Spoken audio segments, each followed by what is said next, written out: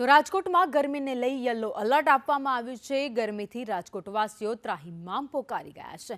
Traffic point પર વાહન ચાલકો પરેશાન થઈ રહ્યા છે, કારણ કે બપોરના સમયે ટ્રાફિક સિગ્નલ ચાલુ છે અને અનેક મિનિટો સુધી ત્યાં લોકોને 1 થી 2 મિનિટ સુધી ભર તાપમાં ભર તડકામાં ઊભા રહેવા મજબૂર બને છે, કારણ કે જો સિગ્નલ ક્રોસ કરે છે તો મેમો આવશે, પૈસા ભરવા પડશે અને લોકો નિયમોનું પાલન પણ કરી રહ્યા છે, પરંતુ આકરા તાપ વચ્ચે નિયમોનું પાલન કરવું લોકો માટે મુશ્કેલ બની રહ્યું છે। કાળઝાળ ગરમી અત્યારે પડી રહી છે। 40 થી 42 ડિગ્રી તાપમાન પણ નોંધાયું છે। વધુ અપડેટ સાથે સંવાદદાતા મયુર સોની રાજકોટથી લાઈવ અમારી સાથે જોડાઈ ગયા છે। મયુર, કાળઝાળ ગરમી વચ્ચે લોકોને હવે ટ્રાફિક સિગ્નલ પર ઊભા રહેવું પણ વાહન ચાલકોને મુશ્કેલ બન્યું છે।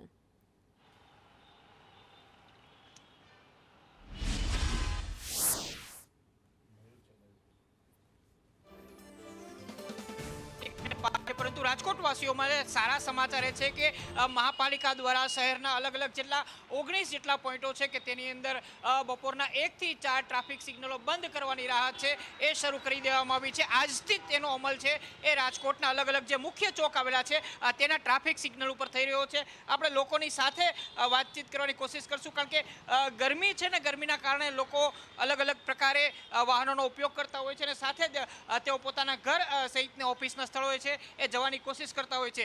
એટલું જ નહીં, પરંતુ ગરમીથી બચવાના અનેક ઉપાયો છે એ પણ રાજકોટવાસીઓ કરતા હોય છે, પરંતુ રાહતની વાત એ છે કે મુખ્ય ટ્રાફિક સિગ્નલનો જે ચોક છે ત્યાંથી ટ્રાફિક સિગ્નલો અત્યારે હટાવી દે। શું કહેશો, ટ્રાફિક સિગ્નલો છે એમાં રાહત મળી છે? ગરમી ખૂબ જ વધી છે, મળવી જ જોઈએ જરૂર। આ તડકામાં અત્યારે ઊભું રહેવાની પણ મુશ્કેલી પડી રહી છે।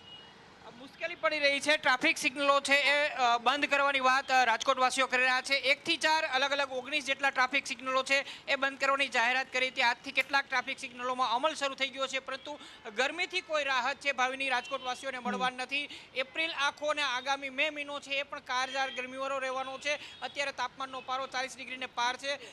સૌરાષ્ટ્રની અંદર કહી શકાય કે રાજકોટ સૌથી ગરમ શહેર નોંધાયું છે ચાલુ સિઝનની અંદર। તાપમાનનો પારો 45 ડિગ્રીને પાર પહોંચ્યો હતો। હજુ પણ આ તાપમાન વધશે તે પ્રકારની આગાહી હવામાન વિભાગે કરી છે।